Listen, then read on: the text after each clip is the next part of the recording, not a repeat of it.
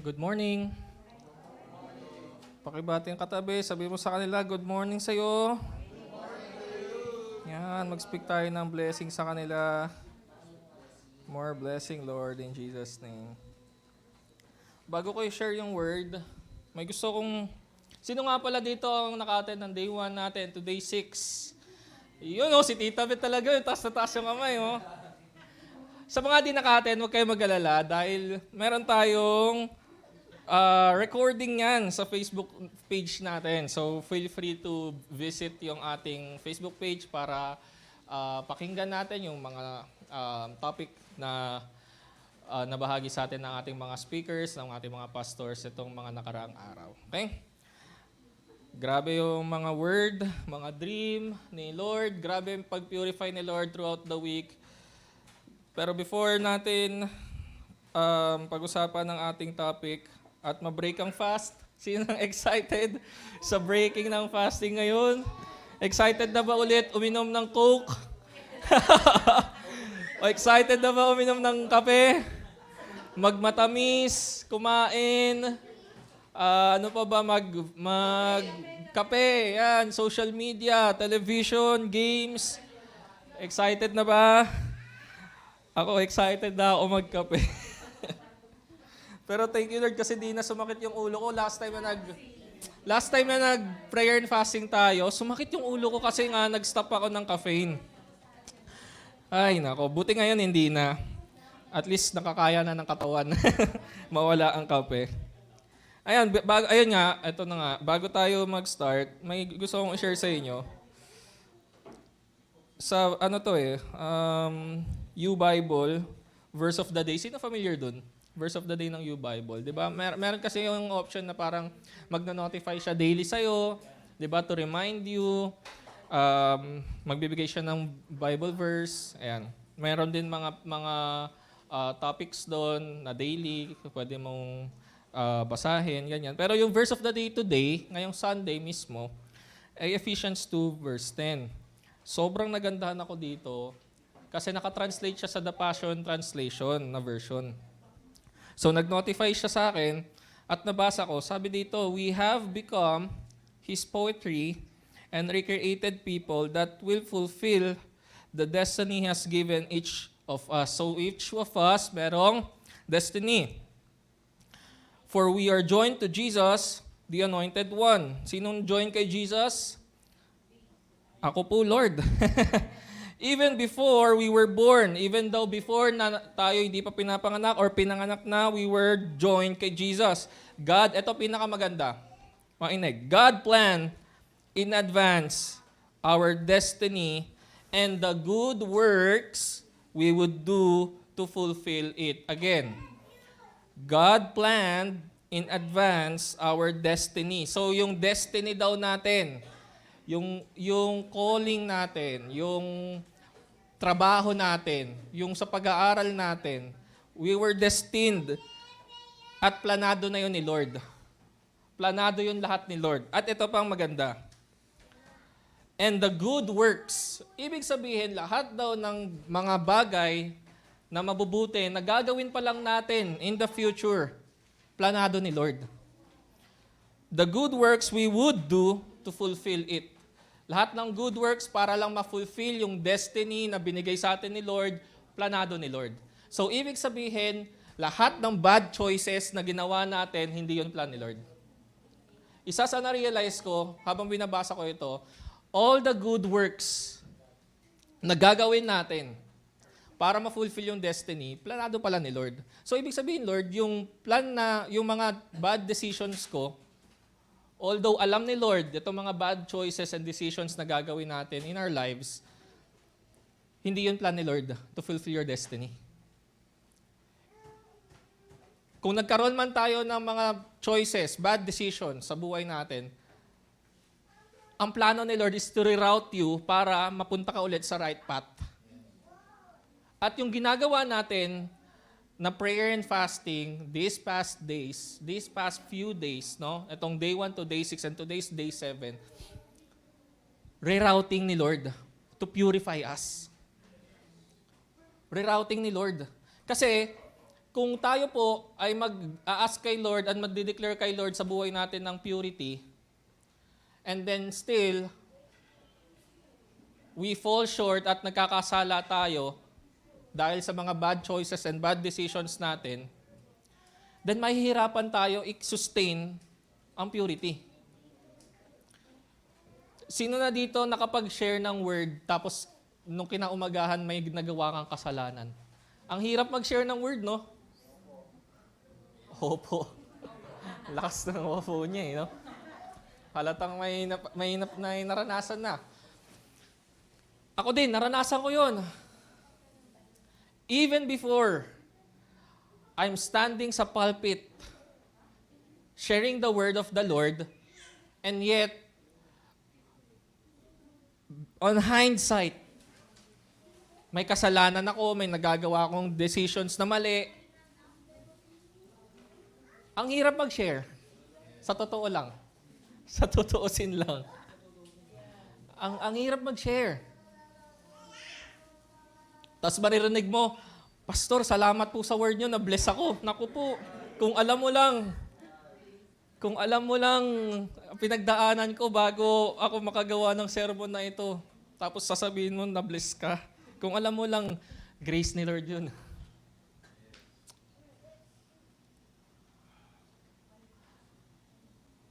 Sa lahat po dito, nang nakakaalam po ng isa sa mga downfall ko, bukod kay Babet, syempre. Si Pastor. Alam ni Pastor. Nakwento ko sa kanya yon. Pastor, tumatayo ako sa pulpito, tapos ganito. Tapos sasabihin ng tao na bless siya. Ang sakit sa puso nun. Kasi nagsasalita ako ng word ni Lord, tapos nung kanahapunan or nung yesterday or last day, meron akong nagawang decision na mali, ganyan.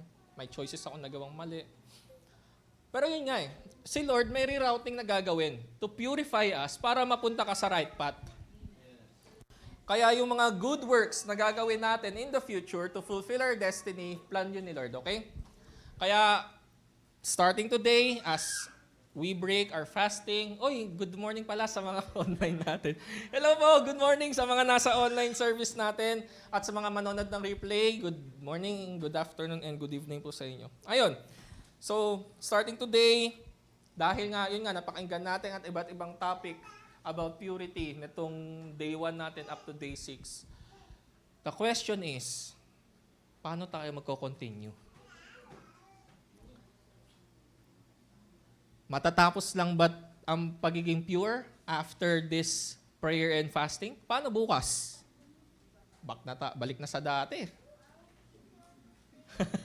Bounce na. Balik sa dati.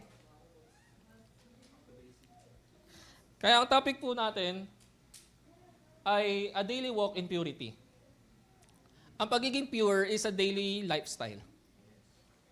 Hindi siya one time, big time. Hindi siya may prayer and fasting naman every start of the year. May prayer and fasting naman every mid-year. Hindi po. Pagiging pure is a daily lifestyle. Walking purity with the Lord is a daily lifestyle. So, ang verse na pagninilay-nilayan natin is yung sa James 4 verse 2, 7 to 10. Verse 7 to 10. Charan, yan. Pero ang babasahin ko, the Passion Translation, di ko lang nalagay dyan. Basahin na rin natin. NIV yan eh. Submit yourselves then to God. Resist the devil and he will flee from you. Come near to God and he will come near to you. Wash your hands, you sinners. Sabi nga ni Ate Ella, ganun yung sinasabi. Wash your hands, you sinners. And purify your hearts, you double-minded.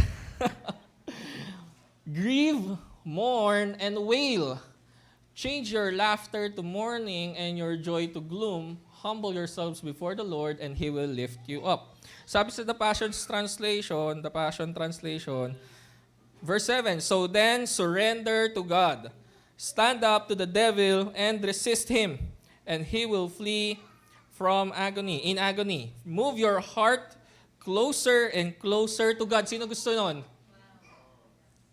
Then move your heart closer and closer kay Lord. Actionan mo. Okay? And He will come even closer to you.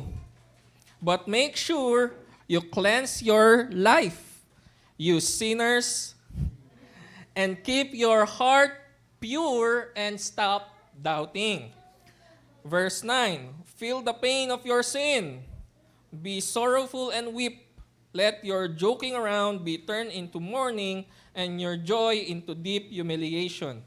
Verse 10, be willing to be made low before the Lord and He will exalt you. Let's pray. Lord, maraming pong salamat sa araw na to, Lord. As we study your word, give us wisdom and understanding, Panginoon. Itago niyo po kami sa inyong likuran, Lord God. Ang nais mo ang maihayag at ang di ang nais ko. In Jesus' name, Amen. So, a daily walk in purity. Ang question nga is, balik tayo doon, how to continuously walk in purity daily.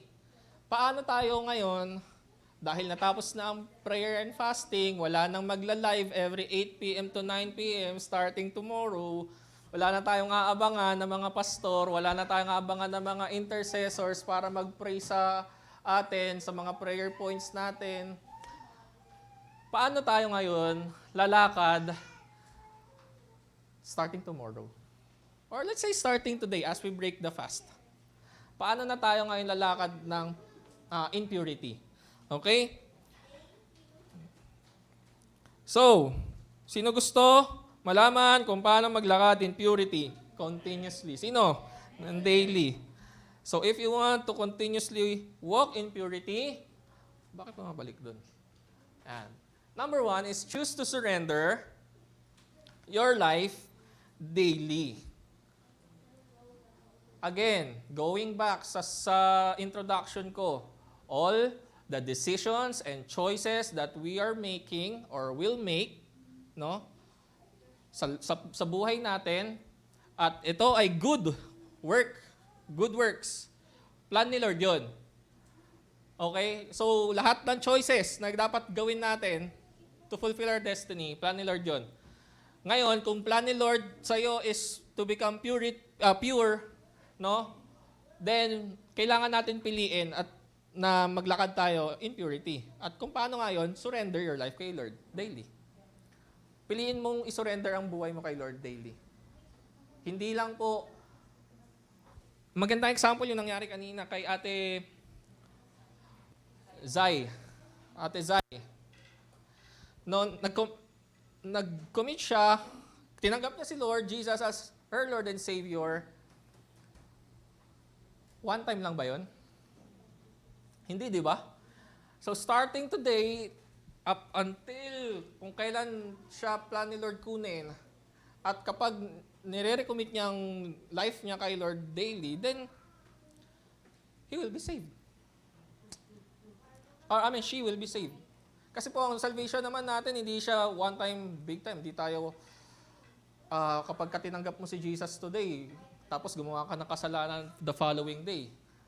Save nga ako kasi nung June 28 na 2025, tinanggap ko si Jesus as Lord and Savior, 11 a.m. sa LGC yun. Pinag-pray ako ni Pastor Ray.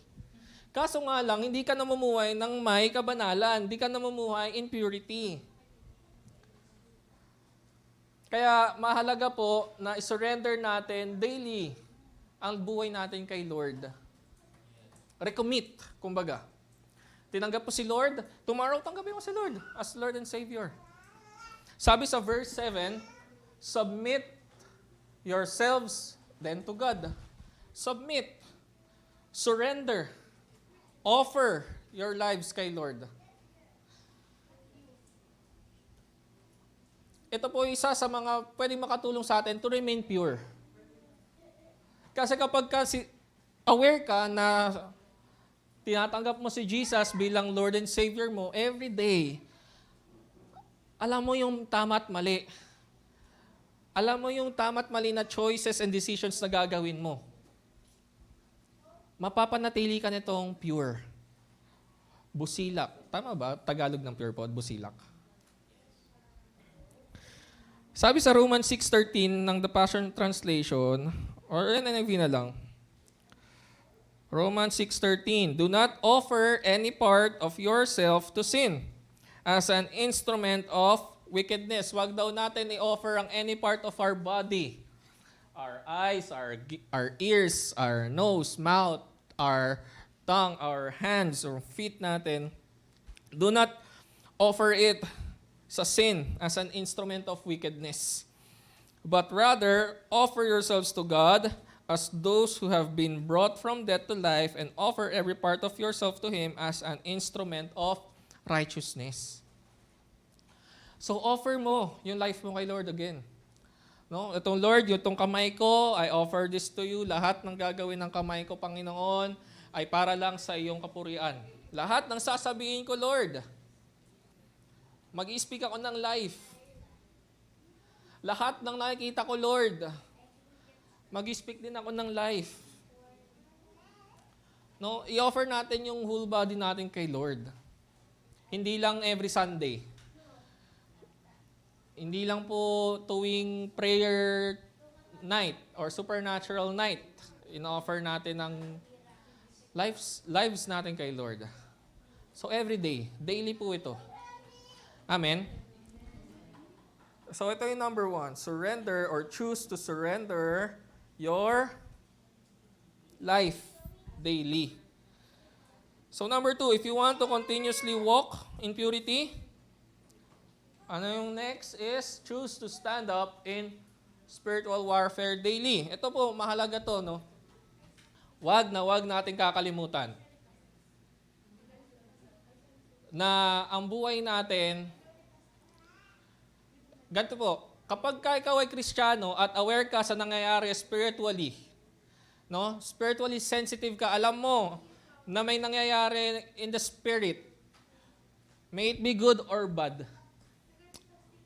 Or sabihin natin bad.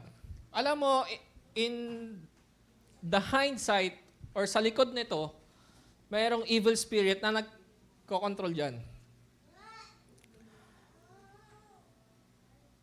Isang magandang example yung nangyari recently sa Tacloban. Narinig naman natin yun, no? No, bata, 14 years old, isa 15 years old, nagpaputok sa school. At syempre, may mga tinamaan. Kung titignan natin, kung di tayo aware sa spiritual na mundo, kung titignan natin in the natural, kasalanan ng bata, kasalanan ng magulang, kasalanan ng pulis, kasalanan ng gobyerno, kasalanan ng lahat. Kasalanan ng games, kasalanan ng game developer, no? Angry Birds, Candy Crush. Pastor, wala na Candy. Mababan yung Candy Crush mo. Buti na lang, Pastor, ano lang yun? Joke lang yun. Pero yun, no, kung naturally, titingnan natin, kasalanan ng bata, no? At mga magulang, bakit ganun yung pagpapalaki sa kanya, di na disiplina. Kasalanan ng guard ng school, kasi hindi sila nag-check. Ang daming may kasalanan. Kung titingnan natin in the natural, kung hindi tayo aware sa nangyayari in the spirit, no? Pero kung ikaw ay spiritually sensitive, aware na kung ano nangyayari in the spirit realm, alam mo na hindi yung bata ang may gawa nun. Amen?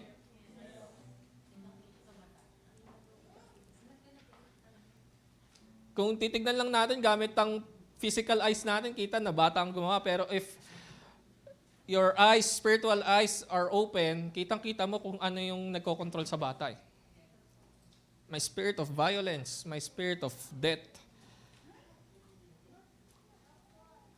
So behind that, in the spirit, mayroong isang evil spirit na nagko-control sa bata. Kaya, huwag nating kalimutan in every situation ng buhay natin. Lagi nyo isipin, dalawa lang kasi yan eh. Tatlo. Yung good works, which is we were driven by the Holy Spirit, May mga choices tayo na pang sarili lamang na tayo mismo pumipili. We're not asking sa guidance ng Holy Spirit. Choice natin yon. Or spirit natin yon. At yung pangatlo, we're out of control at ang nagko-control sa atin is the evil spirit. Ephesians 6:12. Basahin natin. For our struggle is not against flesh and blood. Doon pa lang eh. May flesh and blood ba yung bata? Meron. Anong struggle ng bata? Violence. Anger. Di ba? Very confident pa siya sa gagawin niya if true yung mga conversations na lumalabas, no? Sa social media na yung kumakalat na conversations sila. Kita-kita mo eh. May spirit behind eh. So for our struggle is not against flesh and blood, but against the rulers, against the authorities, against the powers of this dark world, and against the spiritual forces evil in the heavenly realm. Merong evil spirit. At kung tatandaan nyo, yung sinabi ni Pastor dati, ano yung first hold ng enemy sa'yo? Foothold. Pastor, ako lang nakikinig, dapat meron ako pastor na sneakers. Sneakers. Chocolate na nag-request. Foothold. Ano ang foothold ng bata? Nung nagpaplano sila. May plano sila eh. They're planning something evil. Hanggang sa nagkaroon ng stronghold. Anong stronghold nila? They executed the plan. Pumunta na sila sa school at namaril. Ayun yung stronghold. And ano yung stranglehold nila? Yung stranglehold po nila is yung consequence na nangyayari sa kanila ngayon. Habang buhay nila yung pagdadaanan eh. Habang buhay na nila yung nakamarka na sa puso nila yun eh. At ayun ang gusto ng enemy. To condemn you, to guilt, to feel, ma-feel mo yung guilt, shame. Namaril ka dati nung bata ka pa lang. Kasalanan mo yan. Line ng enemy yun eh. Stranglehold na yun. Ano ibig sabihin ng stranglehold? Sige nga, kung nakikinig kayo kay Pastor Ray dati, or last week lang to. Stranglehold to suppress movement. Hindi ka na makagalaw. Wala ka ng kalayaan. Ayun ang nangyayari dun sa bata ngayon. Ayun yung gusto ng enemy. Patayin yung generation, yung mga bata. At hindi lang yun hindi natatapos sa Tacloban eh. Kumalat pa, ang dami pang scenarios, ang daming events na nabalita. Cavite, nanaksak naman. Puro kabataan. Ngayon, sino magsasabi sa kanila? Sino magmamulat?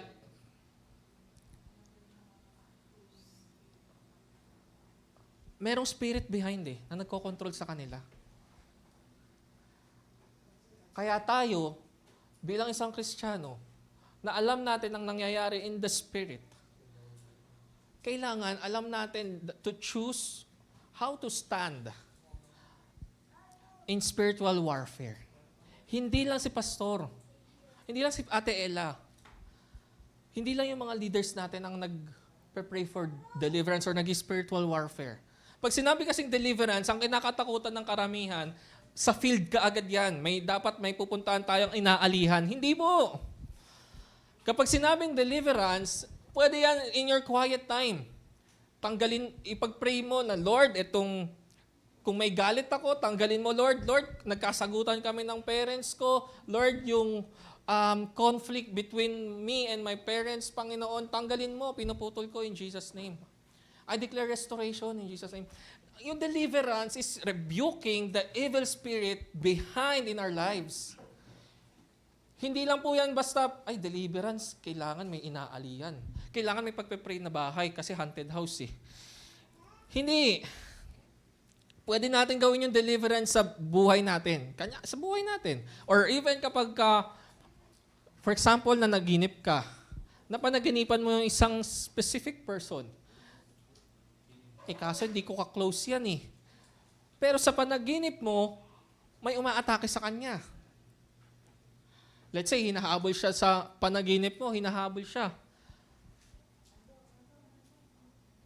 Ang tinuturo sa'yo ni Lord sa dream na yon is to pray for that person. Pray for deliverance. Spiritual warfare. Huwag kayong matakot. Kapag nagpe-pray po tayo in deliverance, always pray for covering and protection. Kapag alam mo lang itong tatlong to, blood of Jesus, wall of fire, and angels of the Lord, ready ka na sumabak sa spiritual warfare. At kung gusto natin na maglakad in purity with the Lord, kailangan piliin natin na mag-spiritual warfare. Kailangan. We must choose to stand up, no? In spiritual warfare.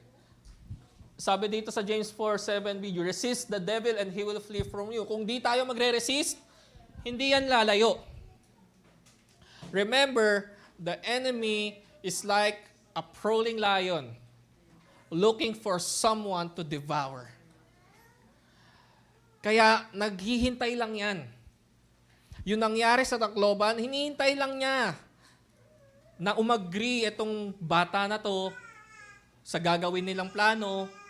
At ayun na, nagkaroon na sila ng plano eh. Nakuha ko na yung baril. Okay, may plano na, may foothold na yung kaaway.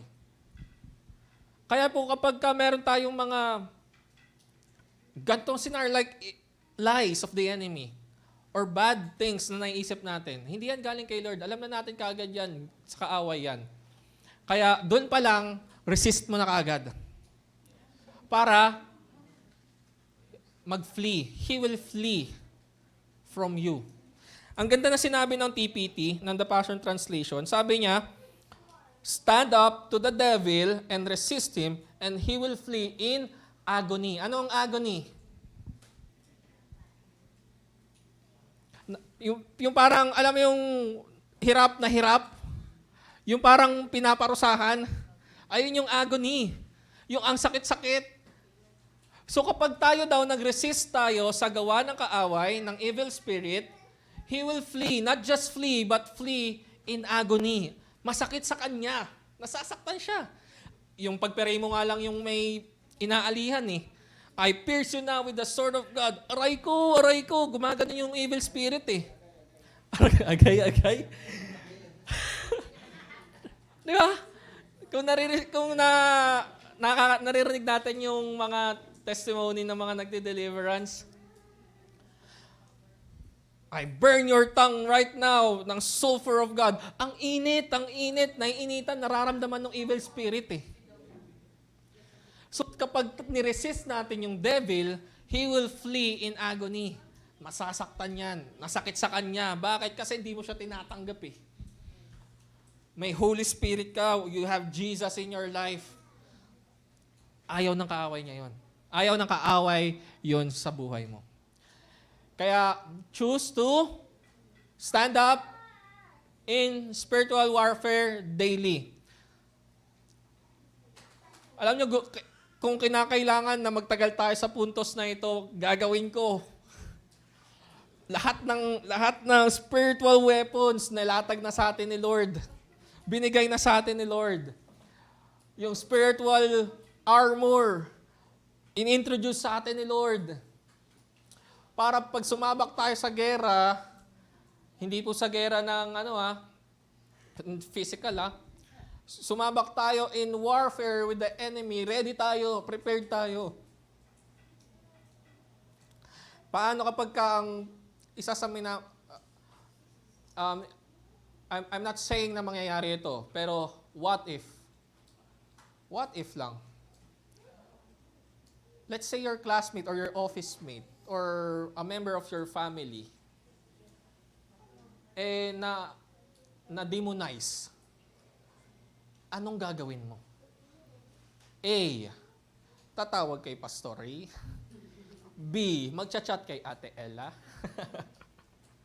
C, tatayo ako magpe-pray. Andun ka ni. D, none of the above. Ayun ang hirap dun. Tatakbo. Ayun ang mahirap dun. So, I hope na gagets natin yung points ko dito sa number 2. Na kapag tinap ka ni Lord, to pray for spiritual warfare, for deliverance, you are prepared. You're ready. Amen? O, gusto nyo move na tayo sa next point o gusto nyo another example? Hindi, joke lang po. Joke lang yun Baka seryosohin nyo.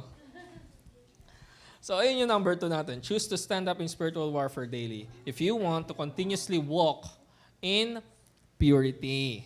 Okay? So, number 3. Wala, 11:43 na. Meron pa akong 8 points. 10 pala no? Number 3. Okay, sige, let's move on. Choose to soak in His presence daily. If you want to continuously walk in purity, choose to soak in His presence daily. Sabi sa verse 8a, asa na yun? Move your heart closer and closer to God, and He will come even closer to you. So sabi, move your heart closer and closer to God. May kanta nga pull me a little closer, take me a little deeper, I wanna know your heart. Kung gusto mo malaman ng heart ni Lord, kailangan you move your heart closer and closer kay Lord. Kasi hindi si Lord nandiyan na yan Andyan siya. Pero once we move closer kay Lord, He will move even closer to you. Ganito yan. For example, si Lord, andito sa gitna. Ako andito. Andyan na. So alam ko, nandyan si Lord. Ngayon, kapag nag-move ako ng closer kay Lord, si Lord, mag-move pa yan ng closer sa'yo. Ganon si Lord. Ganon yung love ni Lord. Ang ganda nung analogy ni Pastora Jerly nitong day 3? Day 3 siya Pastora Jerly, no? Ang galing ko. Ang analogy niya is yung divine invitation. Alam niyo sabi niya doon? Sabi niya doon, you cannot enter a place without an invitation, which is true. No? Hindi ka makaka-enter sa isang, let's say, venue or occasion nang wala kang invitation. No? Kapag may invitation ka, edi makakapasok ka. Tama? So si Lord lagi sa'yo may invitation. Sino dito ang nakaka-receive lagi sa social media niya yung parang nagno-notify sa Facebook niya yung yung for example, Ryan invited you to join this group. Or Ryan wants you to follow this group. Ryan wants you to like his page. Alam niyo yun, nakaka-receive kayo ng ganon? Ako nakaka-receive ako noon, pero ini-ignore ko. Ini-ignore ko. Minsan kasi about gambling, about cooking, about something na hindi ako interesado. Ini-ignore ko. Pero ito yan Si Lord, lagi sa'yo may daily notification. Ini-invite ka niya daily para magkaroon kayo ng encounter na dalawa. The question is, ini-ignore mo ba or ina-accept mo? So if we want to continuously walk in purity, kailangan mag-soak tayo sa presensya ni Lord. Daily. Hindi lang every Sunday. Hindi lang every 10 a.m. dito sa LGC magpe-praise and worship. Kung hindi daily, in our quiet time, kapag nagko-commute tayo, kapag mayroon tayong ginagawa, pwede tayo mag-worship kay Lord, makinig ng music, habang naghuhugas ng pinggan, naglalaba, no? So choose to soak in His presence daily. Sabi sa John 6:37. John 6:37. Basahin ko ulit yung The Passion. Grabe yung The Passion Translation, ang ganda ng pagkaka-translate niya. John 6:37. Sabi niya dito, but everyone, my Father has... Si Jesus nagsasalita dito Sabi ni Jesus, but everyone my Father has given to me, they will come. And all who come to me, I will embrace and I will never turn them away. Ang ganda nun, no? Ang ganda na sinabi ni Jesus. Sabi ni Jesus sa mga disciples niya, everyone my Father has given to me, they will come. And all who come to me, sabi ni Jesus, lahat ng lalapit sa akin, I will embrace, yayakapin ko, and will never turn them away. Hindi ako tatalikod sa kanila. Sino gusto nun? Now, once you move closer and closer kay Lord, He will embrace you and will never turn away. Kaya kung gusto natin mamuhay ng in purity, mali ako doon. Kung gusto mo mabuhay in purity, come kay Lord. Lumapit ka kay Lord. And He will embrace you and He will never turn away. Okay? So that's number 3. Number 4, bilisan na natin. Kasi 4 pa. Number 4, choose to seek reconciliation daily. Wash your hands, you sinners, and purify your hearts, you double-minded. Grieve, mourn, and wail. Change your laughter to mourning and your joy to gloom. Kapag tayo po, etong ganda ng sinabi ni Pastor Ray dito Neto lang Sabi niya doon, nakalimutan ko tuloy. Yung 3 types of sorrow. Intense sorrow ba yung una? Deep sorrow, intense, expressed sorrow. Kapag ka nagkakasala po kasi tayo, no? Aminin man natin o hindi, ang hirap lumapit kay Lord. Amen? Kapag ka nagkakamali tayo, nalulungkot tayo. Ang hirap mag-pray. Nalulungkot talaga tayo. Sa totoo yun. Hindi po ako nagsisinungaling. Alam ko naranasan niyo po ito. Na kapag ka may mali tayong nagawa kay Lord, may mali tayong nagawa na hindi ayon sa mata niya, nasasaktan tayo, nahihirapan tayong lumapit sa Kanya at nalulungkot tayo. To the point na sometimes when we pray, we're crying. We're crying kay Lord, Lord, sorry. So kapag tayo nagkakasala, nagigrieve yung spirit, nagigrieve tayo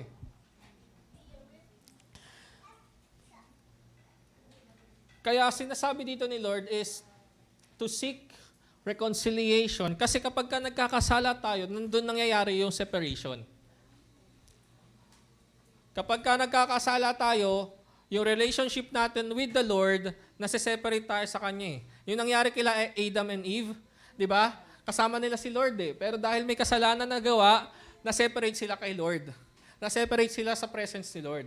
Ngayon, kailangan lang natin bumalik sa Kanya to reconcile, to restore yung relationship natin kay Lord. At paano yon? Grieve. Mag-sorry tayo. Confess, repent, and renounce. Confess, sasabihin mo kay Lord yung sinabi mo, mga nagawa mo kasalanan. Lord, sorry. Nagalit ako. Lord, sorry, nagnakaw ako. Lord, sorry, may nagawa akong mali. Repent. Pagsisihan. Lord, pinagsisisihan ko na yung nagawa ko. And renounce. Ayawan. Tatalikuran mo na, Lord, ayoko na po. Hindi ko na po ulitin. Tulungan niyo po akong wag na maulit ito. At through that, nare-reconcile or nagkakaroon tayo ng reconciliation with the Lord. Kaya kung gusto mo maglakad in purity daily kay Lord, seek reconciliation always kay Lord. Kasi tao po tayo At sinabi sa Bible, we fall short. Kahit nasabihin mo, di ako kakasala bukas. Maingat na maingat ka, pero bigla kang nainis. Nakasala ka na.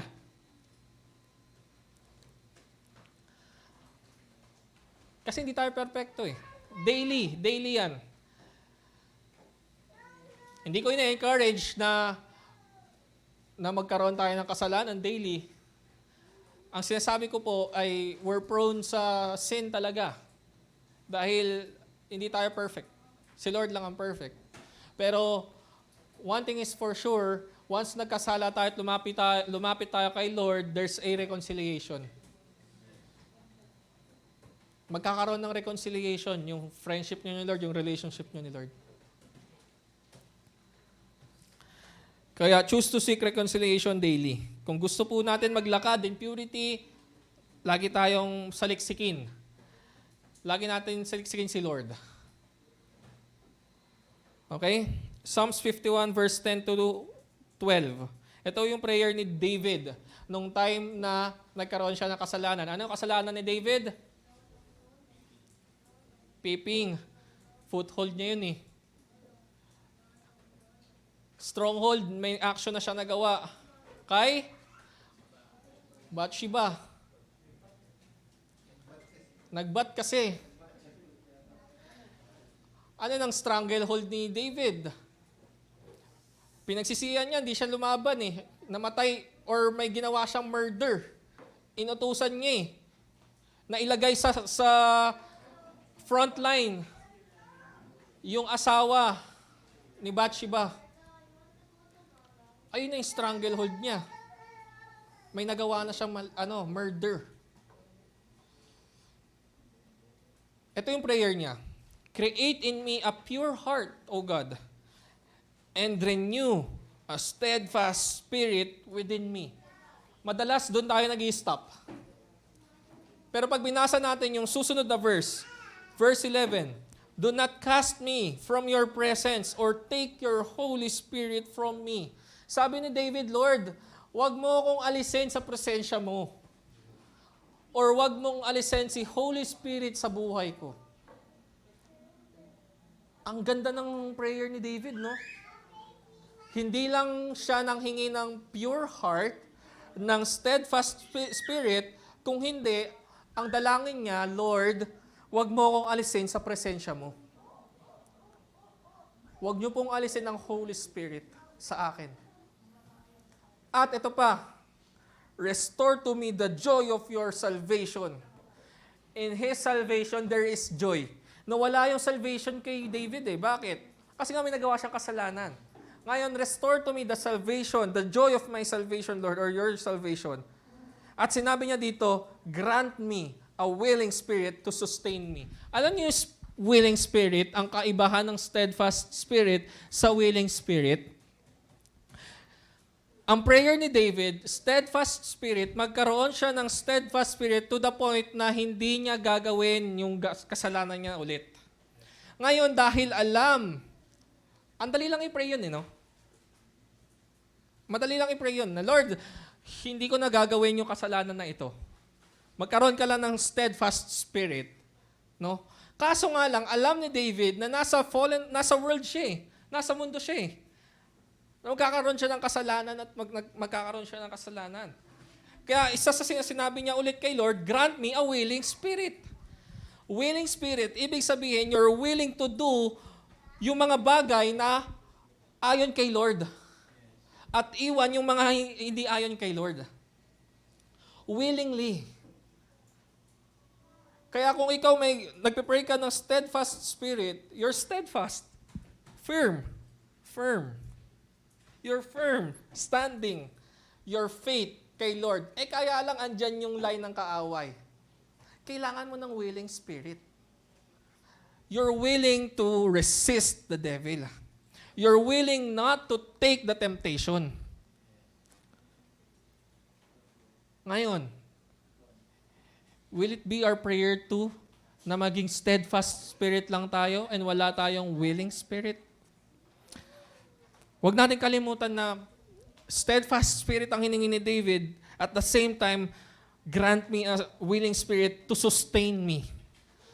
Ayun yung magsusustain sa Kanya. Kaya kung gusto natin maglakad in purity na magsusustain sa atin, kailangan natin ng willing spirit para gawin itong mga points natin. Yung mga topics na binigay sa atin ng mga pastor natin. Willing spirit. Amen? Sabihin mo sa katabi mo, kapatid, I declare a willing spirit in you to sustain you daily and walk in purity. In Jesus' name. Amen. All right, the last point, choose to stay grounded daily. Stay grounded. Verse 10, sabi dito sa James 4, humble yourselves before the Lord and He will lift you up. Kapag ka nagpakumbaba ka, itataas ka ni Lord. Sabi ni Pastor Ray kagabi, humbleness before God in prayer favors you. Totoo yun. Napakaganda ng sinabi ni Pastor Ray kagabi nun. Nung time na sinabi niya yun, ang ganda, napapapalakpak ako sa ano. Ako lang mag-isa. Sabi ko, ang ganda nun.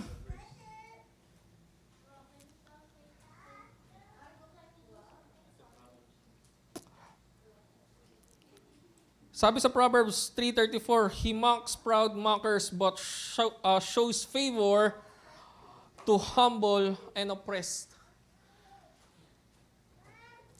So kung gusto mo po na mag-walk in purity starting today as we break our fasting, tomorrow, sa Tuesday, sa Wednesday, Thursday, the following week, the following month, the following year, kung gusto natin mag-walk in purity, choose to stay grounded daily.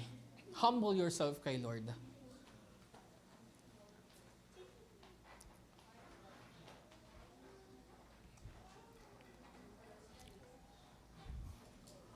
So ito yung 5 points natin, no? If you want to continuously walk in purity daily, sino gusto nun? Sino gusto mag-walk in purity continuously, daily, lahat ng li? Sino gusto nun? So kung gusto mo po nun, then choose to do this. 5 things. It will help you. Madami pa pong bagay na binigay si Lord or sasabihin sa'yo si Lord para you remain impure or magkaroon ka ng purity or pure heart. Marami pang bagay. Pero these 5 things, I hope and pray makatulong ito sa buhay natin or ma-apply natin to. No, yung mga messages ng mga pastors natin nito mga nakaraang araw, it will help us to and encourage us, no, to walk daily in purity. Kaya kung gusto mo ng pure heart, kasi yung pure prayer and fasting natin is matatapos na. I-break na natin, no? Pero hindi natatapos doon ang pagiging or pagkakaroon ng isang pusong dalisay. No? Kung gusto natin, then choose to surrender your life. Choose to stand up in spiritual warfare. Choose to soak in His presence. Choose to seek reconciliation.